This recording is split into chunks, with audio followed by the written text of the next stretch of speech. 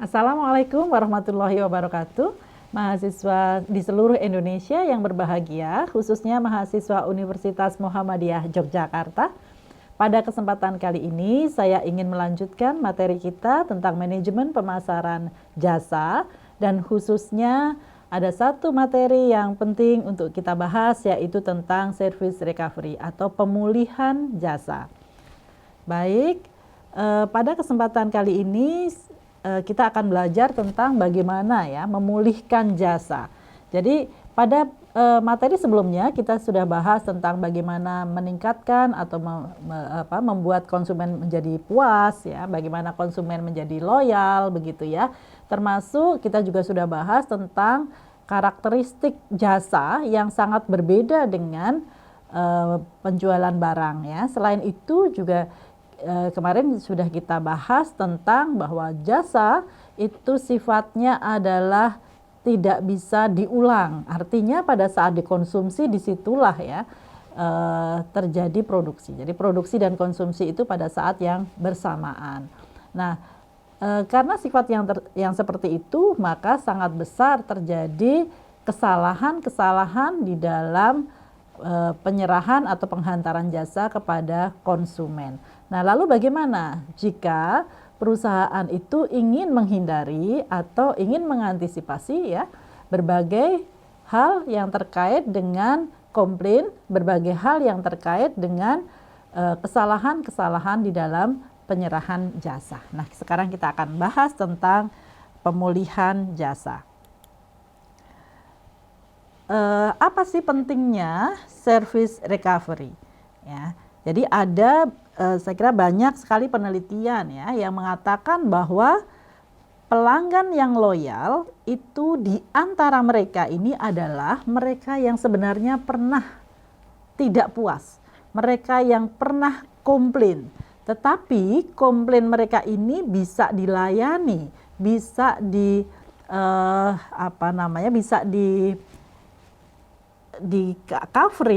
recovery dengan sangat-sangat memuaskan. Jadi meskipun mereka komplain, tetapi komplain itu ditangani dengan sangat baik. Nah, mereka inilah yang kemudian menjadi puas. Karena apa?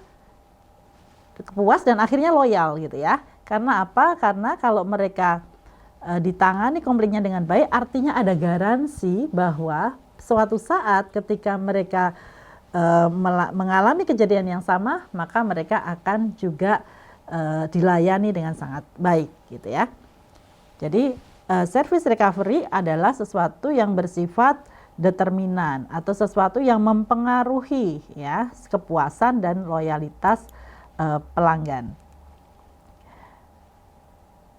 Nah, kemudian apa sih pentingnya service recovery itu sendiri ya? Jadi setiap perusahaan itu pasti pernah melakukan kesalahan ya. Karena lebih banyak kalau kita bicara tentang jasa itu dilakukan oleh personil, oleh manusia. Manusia juga tempatnya salah. Sehingga tidak ada satupun saya kira perusahaan itu yang tidak pernah melakukan kesalahan di dalam melakukan layanan kepada para konsumennya. Nah, tetapi kalau layanan itu, kesalahan tersebut ya, itu kemudian ditangani dengan sangat baik dan memuaskan, maka itulah yang menjadi kunci dari mempertahankan pelanggan. Kemudian mempertahankan relasi dengan pelanggan yang tidak puas itu sangat efektif, yaitu dengan cara bagaimana pemulihan jasa itu bisa dimanage dengan sebaik-baiknya. Kemudian dalam penelitiannya Den Ham juga dikatakan bahwa kegagalan jasa itu bisa disebabkan oleh banyak unsur, banyak pihak ya. Pihak perusahaan juga bisa memberikan kontribusi sebanyak 40%, kemudian pihak karyawan ya yang melayani itu 20%, dan pihak pelanggan itu sendiri juga seringkali ya memberikan kontribusi, dan oleh Den Ham dikatakan ada 40% di situ. Jadi semua pihak itu punya kontribusi terhadap kegagalan di dalam jasa. Kemudian perusahaan-perusahaan yang merasa acuh tak acuh dan menganggap bahwa kegagalan di dalam jasa itu menjadi sesuatu yang biasa menjadi bagian dari sebuah bisnisnya sehari-hari ya, itu pada suatu saat mungkin akan mengalami masalah di dalam kelangsungan bisnisnya. Kemudian perusahaan juga harus bersifat proaktif dan harus selalu menekan setiap kemungkinan terjadinya kegagalan di dalam jasa. Dan pastinya perusahaan juga harus membekali para stafnya untuk melakukan berbagai solusi-solusi yang penting di dalam melakukan recovery terhadap sesuatu yang komplain ya, karena merekalah yang langsung berhadapan dengan konsumen. Artinya kalau di dalam pemasaran jasa itu istilahnya adalah service encounter ya.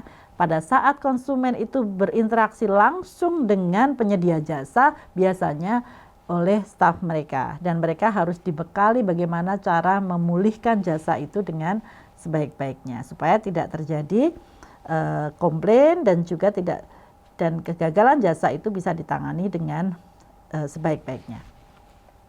Banyak saya kira ya contoh bagaimana kegagalan jasa baik dari berbagai macam industri, di jasa penerbangan misalnya, keterlambatan pesawat ya, itu yang paling sering kita hadapi ya. Kemudian jasa kesehatan misalnya ya, perawatnya yang bersifat tidak simpatik, tidak berempati dengan pasien, itu juga banyak mungkin kita hadapi seperti itu. Kemudian di jasa perbankan ya, mungkin mesin ATM yang tidak bekerja dengan baik ya. Bahkan kemarin juga ada beberapa kejadian ya, tiba-tiba saldo hilang begitu saja ya, lenyap begitu saja ya. Itu juga saya kira juga menjadi bagian dari jasa perbankan, itu juga pasti punya kontribusi kesalahan di sana ya. Jadi banyak contoh ya terkait dengan bagaimana kegagalan dalam jasa. Nah, kemudian ada 3 macam ya kategori di dalam kegagalan dalam jasa. Yang pertama adalah kegagalan sistem penyampaian pada jasa inti. Ya, jadi jasa inti itu adalah jasa yang benar-benar akan dibeli oleh konsumen, itu ya jasa inti ini gitu ya. Misalnya ketidaktersediaan jasa. Jadi dia sudah menawarkan untuk menjual sesuatu tapi ternyata nggak ada ketika, atau sudah habis begitu ya, atau sudah tidak melayani lagi ya, itu ketersediaan. Kemudian layanan yang terlalu lambat ya, kemudian tidak responsif gitu ya, itu adalah kegagalan dalam jasa inti. Kemudian respon terhadap kebutuhan individual pelanggan yang tidak terpenuhi ya. Jadi misalnya ada kebutuhan khusus ya, misalnya ada makanan misalnya ya yang dia harus vegetarian dan seterusnya, itu ternyata nggak ada gitu ya. Atau mungkin layanan-layanan khusus untuk difabel ya, itu ternyata tidak ada ya. Itu berarti masuk dalam kategori yang kedua. Kemudian yang ketiga adalah tindakan karyawan yang lambat ya dan tidak diharapkan atau sebaliknya ya. Tindakan yang cepat itulah yang diinginkan dan juga yang berempati pastinya. Kemudian contohnya adalah tingkat perhatian yang acuh tak acuh ya. Kemudian tindakan yang luar biasa, itu baik yang positif maupun negatif ya, di luar perkiraan pelanggan. Kemudian juga di dalamnya adalah adanya unsur ketidakadilan, ketidakjujuran ya yang dilakukan oleh karyawan ya. Nah, itu juga menjadi sesuatu yang masuk dalam kategori yang ketiga ini ya, bahwa kategori kegagalan dalam jasa. Kemudian bagaimana kira-kira respon dari para konsumen yang tidak puas ya. Nah, ada banyak respon dalam ketidakpuasan ini. Ada konsumen yang tidak melakukan apa-apa ya. Jadi dia nyerah aja, ya sudahlah, saya tidak dilayani dengan baik, ya sudah selesai gitu ya. Kemudian yang kedua adalah respon bahwa dia berhenti untuk membeli ya. Nah, berhenti membeli saja mungkin masih bisa ditoleransi ya. Nah, yang sekarang ini banyak terjadi adalah negative word of mouth ya. Jadi menyatakan komplain di media sosial dan seterusnya. Nah, ini yang harus diwaspadai oleh para penyedia jasa ya. Karena sangat mudah sekali sekarang orang yang tidak puas itu kemudian dia melakukan negative word of mouth tadi. Kemudian yang ketiga adalah melakukan komplain secara langsung kepada perusahaan ya. Nah, justru di antara nomor 2 dan nomor 3, yang nomor 3 ini masih bisa ditoleransi. Artinya begini, bahwa kalau ada sesuatu yang tidak menyenangkan atau sesuatu yang tidak memuaskan ya, maka konsumen itu mengadukan langsung kepada perusahaan ya. Itu jauh lebih baik karena perusahaan bisa memperbaikinya secara langsung ya. Tetapi kalau bersifat negative word of mouth ya, itu mungkin akan pengaruhnya akan jauh lebih besar ya kepada masyarakat yang menjadi calon-calon pengguna. Kemudian yang keempat, ini kalau ketidakpuasan itu sudah sangat besar, biasanya ada proses yaitu mengadukan kepada pihak-pihak tertentu, baik kepada media massa, kemudian kepada lembaga perlindungan konsumen ya, atau instansi-instansi terkait, termasuk di dalamnya adalah menuntut secara hukum ya, di kepolisian dan sebagainya. Nah, ini adalah respon-respon ketidakpuasan ya, perilaku komplain yang yang akan dilakukan oleh konsumen ya terkait dengan ketidakpuasan tersebut. Nah, kemudian apa sih yang bisa mendorong ya seseorang atau konsumen itu akan komplain? Yang pertama biasanya dipengaruhi oleh besarnya gap antara kinerja dan harapan. Jadi kalau konsumen itu merasa bahwa ekspektasi dia di awal itu jauh lebih tinggi dan dia kekecewaannya itu sangat besar begitu ya, maka disitulah akan muncul komplain. Jadi dia terdorong untuk melakukan komplain karena ada gap antara kinerja dan harapan. Kemudian yang kedua adalah bahwa konsumen itu merasa bahwa kesalahan yang dilakukan oleh perusahaan itu seharusnya itu bisa dikontrol, seharusnya itu tidak terjadi gitu ya. Harusnya bisa dikendalikan nih oleh perusahaan. Nah, itu juga yang akan membuat konsumen itu akan komplain. Kemudian yang ketiga, komplain atau tidak itu juga ada unsur kepercayaan diri dan agresivitas dari konsumen itu sendiri ya. Jadi sama-sama tidak puas, mungkin yang satu diam, tapi yang satu karena dia merasa percaya bahwa apa yang diyakininya benar ya, atau mungkin orangnya memang bersifat agresivitasnya tinggi, maka bisa jadi orang itu akan komplain begitu. Jadi ada banyak unsur ya yang menentukan perilaku komplain. Nah, kemudian yang sering terjadi di dalam perusahaan itu bahwa perusahaan itu merasa bahwa dia sudah sukses. Kenapa Anda sukses? Kenapa perusahaan Anda sukses? Karena tidak ada komplain dari konsumen. Jangan salah ya, bahwa komplain ya dari hasil penelitian ya bahwa hanya 2% pelanggan yang tidak puas itulah yang dia akan secara aktual komplain kepada perusahaan. Yang lain melakukan hal yang lain lagi.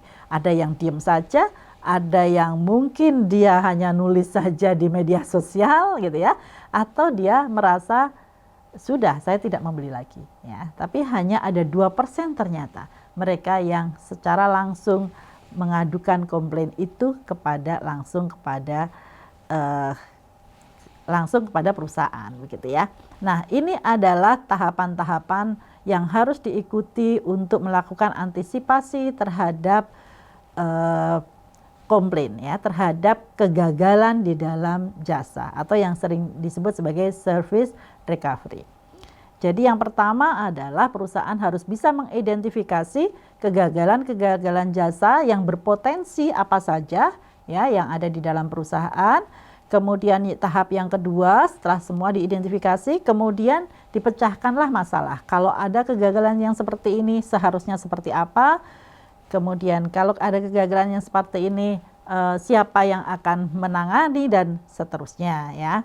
Kemudian tahap yang ketiga adalah komunikasi dan klasifikasi. Jadi kalau dengan adanya komplain seperti itu ya, maka siapa yang harus memecahkan masalah itu dan siapa yang harus melakukannya itu dikomunikasikan dalam lingkup perusahaan itu. Kemudian tahap yang keempat adalah melakukan integrasi data dan perbaikan-perbaikan, ya. Artinya pada tahap keempat ini kita harus melakukan evaluasi, ya. Jika sudah terjadi komplain maka apa yang harusnya kita lakukan, ya. Jadi ada langkah antisipatif dan juga ada langkah korektif di dalamnya, di mana semua itu, ya, tujuannya adalah melakukan perbaikan dalam jasa dan pastinya tujuan akhirnya adalah memberikan kepuasan kepada pelanggan, memberikan kenyamanan kepada karyawan dan pastinya akan mewujudkan yang namanya loyalitas pelanggan dan juga loyalitas karyawan. Jadi tidak hanya pelanggan saja yang akan dirugikan, ya, dengan adanya kesalahan di dalam jasa, tetapi jangan lupa bahwa karyawan kita, orang yang berhadapan dengan konsumen itu bisa jadi mereka juga merasa tidak puas dengan perusahaan, ya. Bahkan mungkin bisa jadi dia loyalitasnya menjadi lebih rendah kalau terus-menerus terjadi komplain dari para konsumen karena mereka sendiri yang akan menghadapinya, ya. Dan semua itu pastinya akan memberikan keuntungan, ya, baik kepada kedua belah pihak, baik kepada konsumen maupun kepada perusahaan. Jadi itu materi kita pada kesempatan hari ini, para mahasiswa yang berbahagia, ya. Kita ketemu lagi di lain kesempatan. Assalamualaikum warahmatullahi wabarakatuh.